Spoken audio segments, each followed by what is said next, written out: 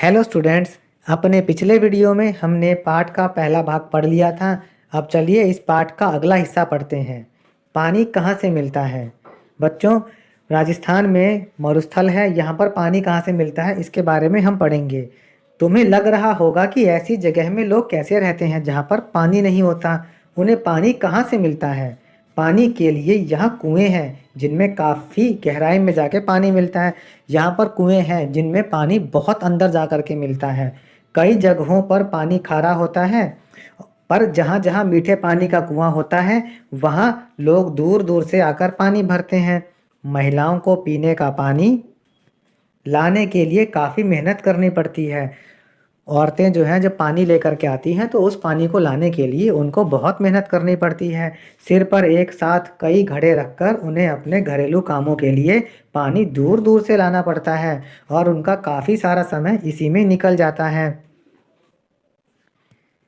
रेगिस्तान के लोग पानी की एक एक बूंद को इस्तेमाल करते हैं, पानी को बर्बाद नहीं करते। वे बरसात में बरसने वाले पानी को भी बेकार नहीं जाने देते। वो क्या करते हैं, अपने घर के आंगन में ज़मीन के नीचे एक पक्की टंकी बनाते हैं और उसमें बरसात का पानी इकट्ठा कर लेते हैं। इस पानी को थोड़ा थोड़ा करके वे साल भर खर्च करते रहते हैं। गांव में भी क्या होता है, गांव पे जो नीचे की ज़मीन होती है वहाँ पर तालाब बना देते हैं और उस तालाब में भी पानी इकट्ठा करते हैं और उस तालाब में जो पानी इकट्ठा होता है उसको जानवर पीते रहते हैं। राजस्थान में पारंपरिक तौर पर क्षेत्र को दो भागों में बांटते हैं। अब देखो बच्चों, राजस्थान में इसके इलाके को दो भागों में बांटा गया है। एक जिसमें पालर पानी मिलता है, एक इलाका ऐसा है जहाँ पर पालर पानी मिलता है। पालर पानी का मतलब है बारिश से मिलने वाला जल। जिन इलाकों में बारिश से पानी मिलता है एक इलाका वो है, और दूसरा इलाका वो है जहाँ पर वाकर पानी मिलता है। वाकर पानी वो है जो ज़मीन से मिलता है, यानी कुओं वगैरह से। और दोनों ही इलाकों में अलग अलग तरह की फसल उगाई जाती है। राजस्थान में शुरू से ही पानी सुंदर चीज़ों से जुड़ा हुआ है। पीने के पानी का जो बर्तन है या कुओं के चबूतरे हैं, पानी को जिस हौदी में जमा करते हैं या फिर उनके ढक्कन, इन सब पर खूब सजावट की जाती है। थार के समाज ने पानी की हर बूंद का सदुपयोग किया है। यहाँ के रहने वाले लोगों ने पानी का सही इस्तेमाल किया है, इसलिए वहाँ पानी के सही इस्तेमाल के बारे में जो लोग हैं उन्होंने कई कहानियाँ, कहावतें और मुहावरे बना रखे हैं। जैसे कि वहाँ पर एक कहावत है, घर में साधारण मेहमान आए तो मलाईदार दूध दे दो, यानी कोई साधारण मेहमान आए तो उसे मलाईदार दूध दे दो, और कोई विशेष मेहमान हो तो उसे एक गिलास पानी दो। इसका मतलब है कि विशेष मेहमान को पानी दिया जाता है, यानी पानी बहुत ज़्यादा इम्पोर्टेंट है उनके लिए। मेहमान इससे ज़्यादा मांगे तो दूसरा गिलास दूध का दो, यानी पानी दूध से ज़्यादा कीमती है। लोक व्यवहार भी ऐसा है कि पानी की हर बूंद का उपयोग किया जाए। यहाँ के लोगों का व्यवहार भी ऐसा है कि वो अपने पानी की हर बूंद का इस्तेमाल करते हैं। एक शहर है जैसलमेर, वहाँ आज भी लोग लकड़ी की चौकी पर बैठकर नहाते हैं और उसके नीचे एक बर्तन रख लेते हैं। फिर क्या होता है, नहाने से जो पानी गिरा होता है वो उस बर्तन में जमा होता रहता है और उस पानी को जानवरों के काम में ले आते हैं। अब 1980 के बाद क्या हुआ, राजस्थान नहर बनने से यहाँ के लोगों को पीने व सिंचाई के लिए जल आसानी से उपलब्ध होने लगा है। बच्चों, पंजाब में क्या था, एक बांध है हरिके बांध। वहाँ से क्या हुआ, सरकार ने हरिके बांध से उस खट्टे हुए पानी को एक नहर के द्वारा राजस्थान में पहुँचा दिया और राजस्थान नहर का नाम दे दिया। अब उस बांध से कुछ पानी बह कर के नहर से राजस्थान में आ जाता है और राजस्थान के थार मरुस्थल में भी पानी मिल जाता है। उस नहर को इंदिरा गांधी नहर के नाम से भी जाना जाता है। यह भारत के सबसे बड़े नहर तंत्रों में से एक है और ये एक बहुत बड़ी नहर है। इसी नहर द्वारा सिंचाई की सुविधा मिलने के कारण राजस्थान में गेहूं की फसल भी उगाई जाने लगी है। और जब राजस्थान नहर से यहाँ पर पानी आ गया तो यहाँ के किसान गेहूं की फसल भी उगाने लगे। अब यहाँ साल में एक नहीं दो बार फसल उगाई जाती है। इसी वजह से यहाँ पर अब दो फसलें भी उगाने लगे हैं। चलिए बच्चों, अब पाठ को पढ़ने के बाद में इसके प्रश्न उत्तर भी कर लेते हैं।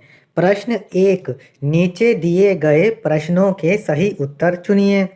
पहला है, थार मरुस्थल मुख्यतः किस राज्य में स्थित है? बच्चों, इसका सही उत्तर है राजस्थान।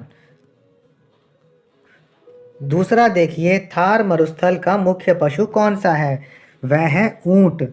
ऊंट ही थार मरुस्थल में बहुत काम आता है। तीसरा देखिए, राजस्थान नहर भारत के किस राज्य से निकलती है?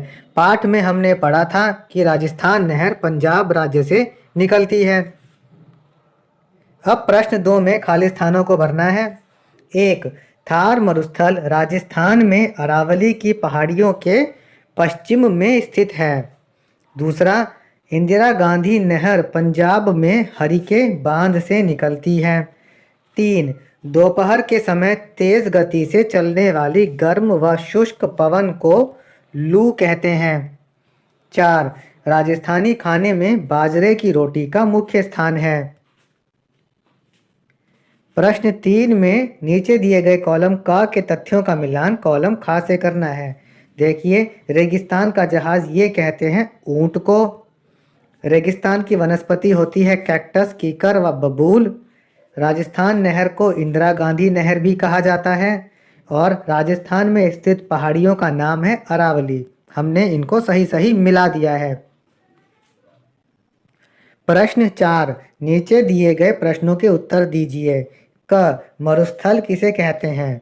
बच्चों, मरुस्थल ऐसे क्षेत्र को कहते हैं जहां वर्षा और वनस्पति दोनों ही बहुत कम होते हैं। वनस्पति पेड़ पौधों को कहते हैं। रेगिस्तान में पेड़ पौधे और बारिश बहुत कम होती है। ख. मानसूनी पवनों की 2 विशेषताएं लिखिए। पहली है, मानसूनी पवनें ऋतुओं के अनुसार अपनी दिशा बदल लेती हैं और दूसरा है, मानसूनी पवनें अपने साथ वर्षा लाती हैं, यानी इनसे बारिश भी आती है। ग. ऊंट को रेगिस्तान का जहाज क्यों कहते हैं? इसका कारण है कि ऊंट कई दिनों तक पानी पिए बगैर भी रह सकता है। रेगिस्तान में ऊंट ही यातायात का मुख्य साधन है, यानी ऊंट की सहायता से ही हम एक जगह से दूसरे जगह पर जा पाते हैं, इसलिए इसे रेगिस्तान का जहाज कहते हैं। घ. रेगिस्तान में उगाई जाने वाली कुछ प्रमुख फसलों के नाम लिखिए। उत्तर है, रेगिस्तान में उगाई जाने वाली कुछ प्रमुख फसलों के नाम हैं बाजरा, ज्वार, मक्का, मूंगफली, मोठ की दाल और तिल।